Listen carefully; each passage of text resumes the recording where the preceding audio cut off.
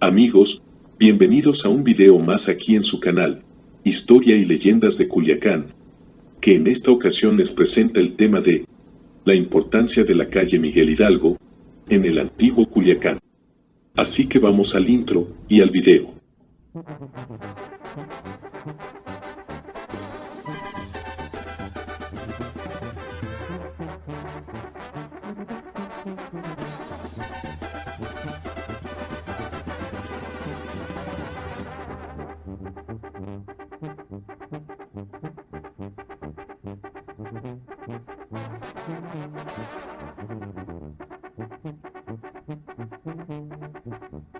La villa de San Miguel, hoy Culiacán, hasta el primer tercio del siglo XIX, rumbo al sur, se terminaba en la calle hoy llamada Miguel Hidalgo, la cual en sus principios era el camino real, que formaba un sendero tortuoso, estrecho en unas partes y más ancho en otras, debido a la poca atención que le prestaban las entonces autoridades vecinales. Dicho camino corría desde los minerales entonces en rudimentaria explotación de la Sierra Madre Occidental, hacia la Tierra Baja, trayendo en recuas de mulas los metales en greña, para su exportación por pequeños buques de vela que llegaban a la escondida ensenada de Altata, y después, ya que se abrió aquí la casa de moneda, traían los metales para su amonedación. Y precisamente esas llamadas conductas de metales preciosos fueron las que determinaron la apertura de la casa de moneda en la ciudad, la cual desde su fundación y por muchos años prestó buenos servicios a la minería local, como los daba también la casa de moneda de Álamos, del hoy estado de Sonora, hasta que la política centralista del porfirismo suprimió las casas de moneda en los estados, quedando solo la de la capital de la República. Bueno, pues ese llamado Camino Real entraba a la población por el barrio, que era por aquel rumbo, el mayor poblado cercano a la ciudad. Ahí llegaban los arrieros con sus cargas, para descansar o dormir en la noche y hacer su entrada a la ciudad en oportunas horas del día. Ese tránsito de arrieros hizo que dicho poblado mejorara al grado de que posteriormente ahí se establecieran importantes industrias de tenería o de pieles importantes, como la tenería Atlas de la familia Timmerman. Ese camino o vía,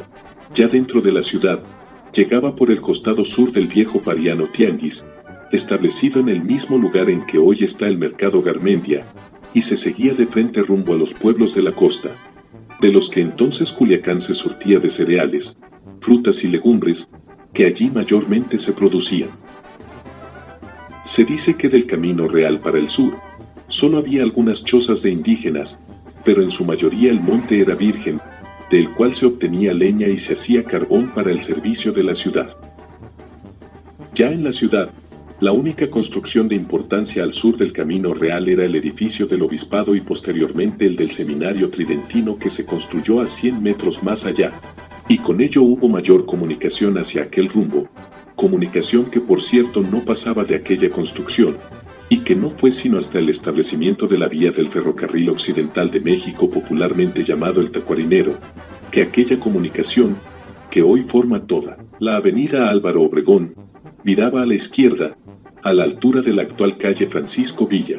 cortando por el centro del baldío de lo que hoy es el Parque de la Revolución para llegar a la estación del servicio de aquella vía férrea,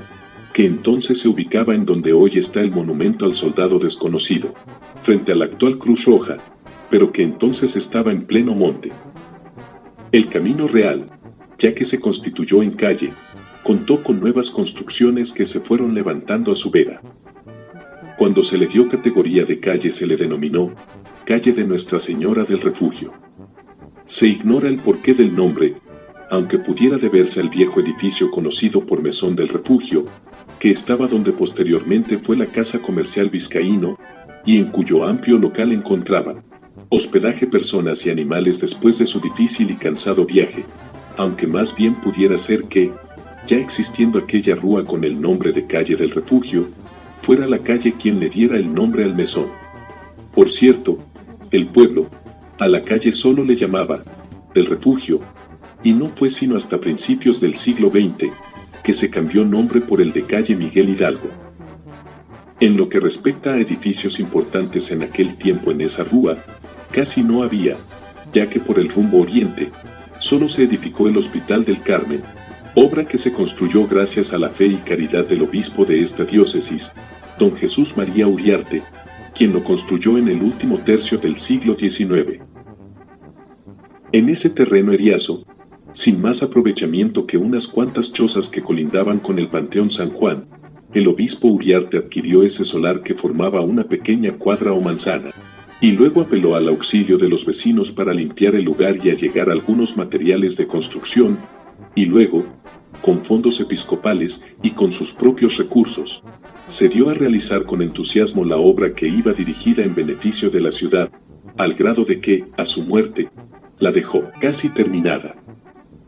Este establecimiento de caridad fue solemnemente inaugurado con el nombre de Hospital del Carmen, no en honor a la Virgen, sino al nombre de su principal benefactor,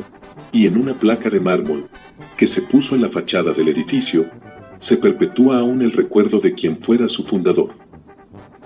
Bueno, pues eso fue hacia el oriente de la barranca, hoy calle Aquiles Cerdán, y de ahí hacia el poniente no había otra cosa o casa importante en ese tramo en aquella época, excepto la antigua finca señalada con el número 38 Oriente, que fue una de las primeras en su género, construidas por aquel rumbo desolado, y que era la habitación de la familia Espinosa de los Monteros. Y así llegamos al centro de la población por esta vía, y nos encontramos con el edificio de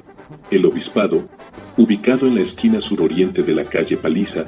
construido con esa finalidad, por el vicario general de la Mitra don José de Jesús F. Uriarte, en ausencia del entonces obispo titular, don Pedro Loza y Pardavé. Dicha finca ha pasado por todas las peripecias de la historia local, residencia del titular del obispado, ha sido, por varias veces ocupada, a lo largo de las luchas civiles y religiosas, para fines diversos de los que tuvo en la mente su constructor. Pero pasadas las circunstancias que los trastornos públicos traían, la finca era devuelta, con más o menos deterioros a sus legítimos dueños, hasta últimamente, en que expropiada al parecer de manera definitiva, por el gobierno federal, en virtud de las vigentes leyes constitucionales,